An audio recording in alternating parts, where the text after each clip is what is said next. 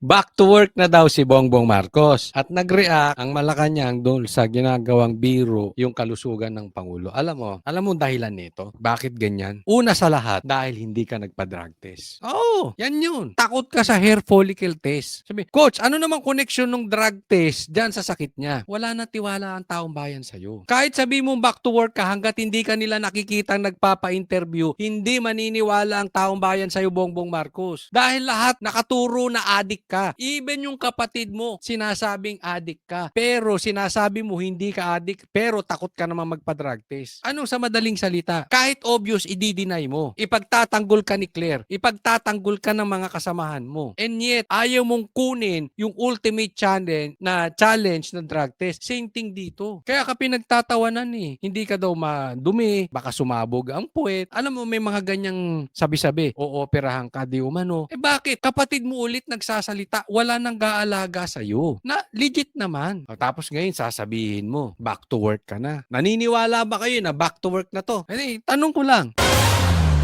Balik public view na si Pangulong Bongbong Marcos matapos maospital noong nakaraang linggo.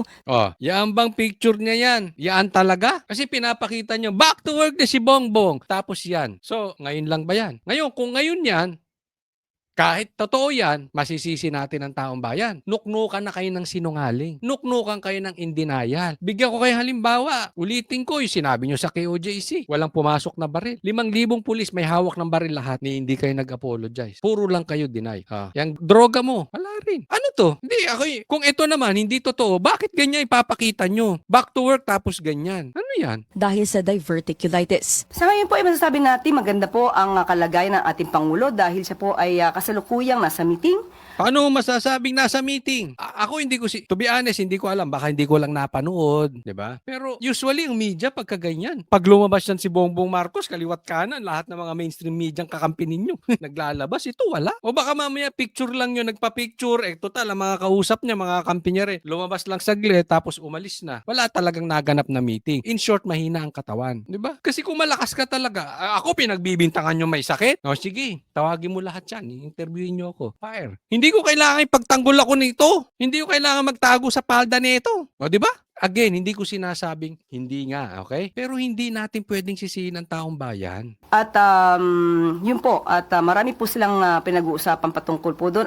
Matatanda ang absence sa ilang nakaschedule na Ay, ngayon ba yan? Matatanda ang absent tapos ngayon ba yan? engagements ang Pangulo noong nakaraang linggo.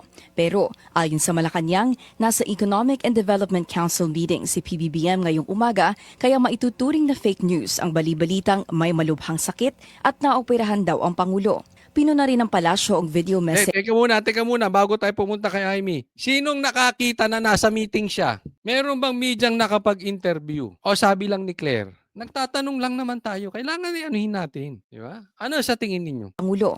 Pinuna rin ng palasyo ang video message ni Senator Amy Marcos sa social media kung saan sinabi niyang may kanya-kanyang agenda umano ang mga feeling president sa palasyo. Ayun, nagkasakit na nga si Bongbong, pambihira talaga. Wala kasing nag-aalaga sa kanya. Sino ba dyan sa nakapaligid sa palasyo, sa dinami-dami ninyo, ang talagang nagmamahal sa kapatid ko? Yan. Dun, alam mo kung saan sila nasaktan kay Amy? Sa dami-daming nakapaligid sa inyo, walang nag-aalaga sa inyo. At feeling presidente. So, nag-react ang Malacanang. So, in short, ang nasaktan, yung nakapaligid kay Bongbong. Doon sila nasaktan eh. Sa dami yung nakapaligid dyan, meron lang kayong agenda. Walang nag-aalaga sa kapatid ko. Giit ng Malacanang, hindi dapat ginagawang biro ang kalusugan ng Pangulo. Hindi rin daw dapat maging payaso sa pagbibigay ng payo.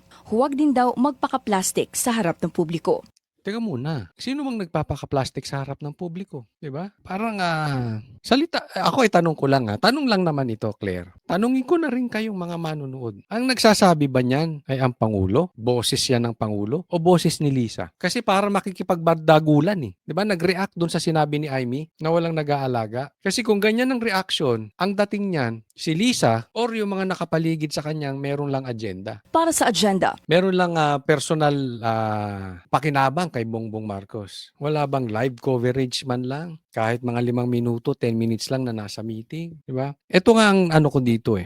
Dapat ang militar, nasa batas naman yan, na talagang tinitingnan ang kalusugan ng presidente. Tingnan nila. Wala namang masama yun eh. As far as I know, responsibilidad nila yun. Totoo ba yung sinasabi ni Claire na maayos na ang presidente? Hindi ba malubha ang sakit ng presidente? Kasi karapatang malaman niya ng sundalo, karapatan din niyang malaman ng taong bayan. Even yung St. Luke's, yung dinedeclare ba sa media, yan talaga ang katotohanan? Wala bang pananagutan ng ospital diyan? Kung sakali man na in danger na pala ang Pangulo at hindi nila binigay atensyon doon sa dapat nakakaalam. Kasi puro sila ganyan eh.